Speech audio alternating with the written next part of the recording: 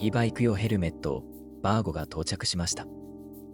バーゴは欧州の e バイク、通常バイク両方の安全基準に準拠した後部に脱着可能なリアライトを装備するフルフェイス型のヘルメット。私はミップス版を支援しました。到着品、大陸から送られてくるものに関しては割とありがちなのですが、ヘルメットと追加アイテムが緩衝材なしでビニールに入ってました。ヘルメットが入った箱はちょっと潰れていました。しかもその箱の中に緩衝材なしで、綺麗だけど薄い袋に入ったヘルメットが入っているという、今まで見たことがない梱包方法でちょっと驚きました。ヘルメットの輸送でこれはどうなんだろう。アドオンのバイザーも袋に入った状態で箱に入ってました。バイザー割れなくてよかった。他にイヤーファブリックカバーという側面にある開口部を塞ぐパーツも購入していたのですが、こちらは問題があって再製作中で10月以降に出荷になるようです。そしてアンボックス。では実際に見ていきましょう。デザイン、質感とも期待通りかなり良いですね。色はベージュ系が好きなのと PSFI や SSTSP にも合うようにワームサンドを選びました。傷、汚れなどはありませんでした。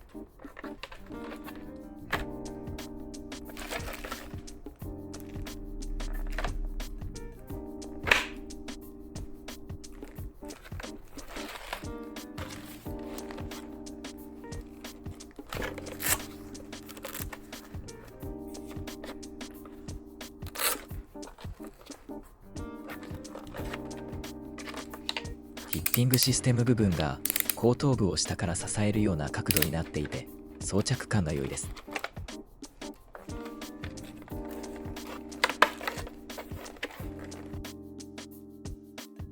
重さは 878.6g、 公式だと 650g と書かれているのですが、ミップス版プラス L サイズなのでこの重さなのでしょうか。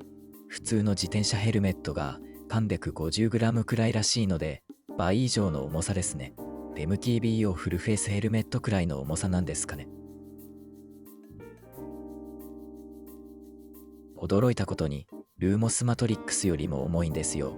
マトリックス久しぶりに持ったのですが割と軽く感じました。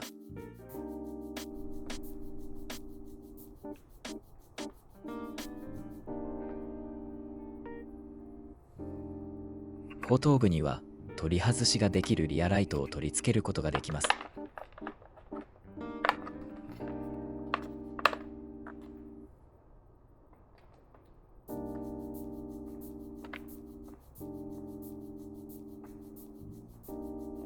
リアライトの点滅方法は5種類。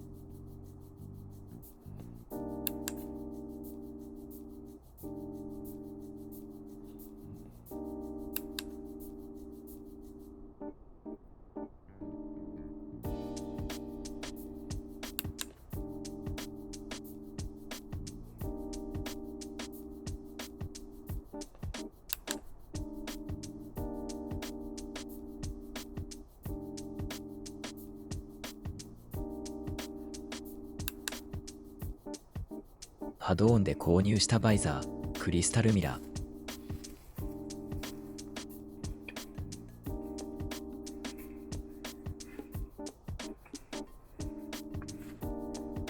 こちらも傷も汚れもありませんでした。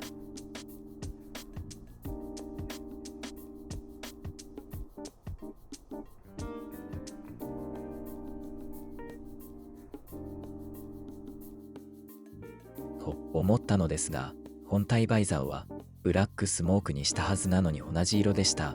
この色自体は気に入ってるので、予備としてこのまま持っておくか連絡して取り替えてもらうか。海外クラファンの場合、こういう時めんどくさいですね。実際に被ってみました。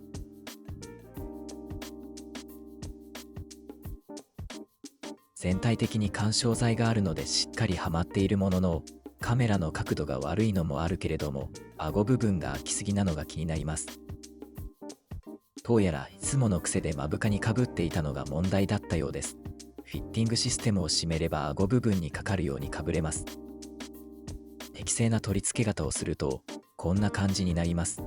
ちゃんと顎部分がカバーされてますね。これは動画撮影後に気がついたので、以降の画像、動画は適正ではない装着例になってしまっているので注意です。ざっくりこんな感じなんだなと思ってください。そんなわけで、台風が来る前に近所を走ってきました。最近は GO3 で撮影することが多かったのですが、今回はインスタ 360X4 と A スプロ、X4 で正面、A スプロは左前斜め下からのカット用、A スプロは以前色味のテストをしていた設定そのままなのを忘れていてちょっと変わった色味になってます。最初アイウェアをつけたままかぶろうとして四苦八苦しました。かぶれないことはなかったのですが、アイウェアはヘルメットをかぶった後につけた方が簡単です。ファイザーがあるのになぜアイウェアをつける必要があるのかと思われるかもしれません。単純に目が動画に映るのが嫌なのと、バイザーを上げて走ることを想定した場合、つけた方が良いのではと判断しました。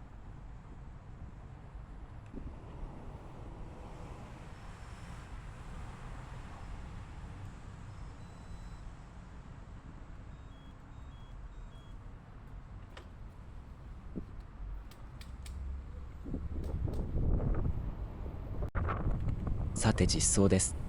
走行動画というよりはどんな感じに見えるのかを見ていただければと思います。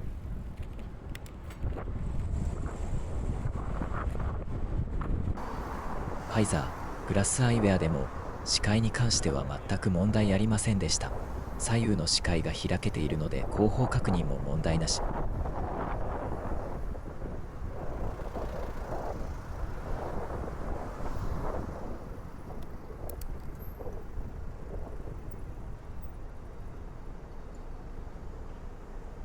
この横から見たフォルムが好みなんですよね。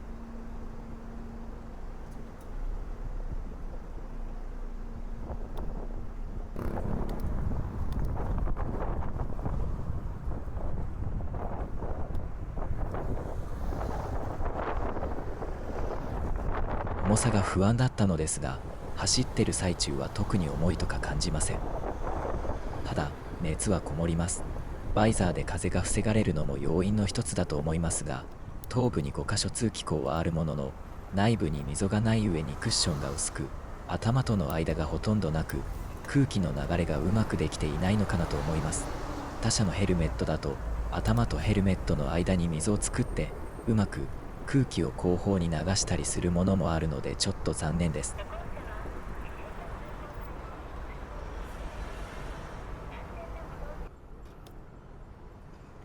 ファイザーを開ければ風が入って多少快適にはなります。頭部分はあまり変わりませんが、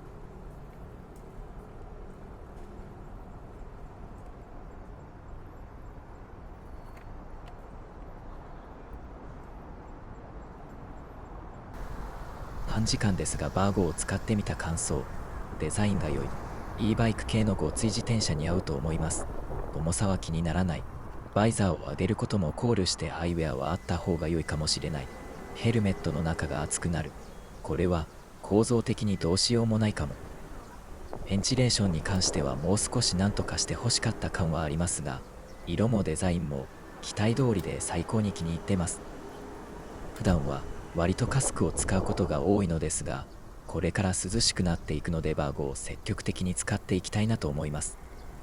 前回ボイチェンを使っていきたいと言っていたのですが、どうにもこうにも滑舌と喋り方が悪いらしく、うまく編成しようとすると音声合成みたいなデータになってしまうので、ならば仕方がないということでテキストからの音声合成にしてみました。どちらにせよ電光は書く必要はあるのでこちらでもいいかなと。リフフ。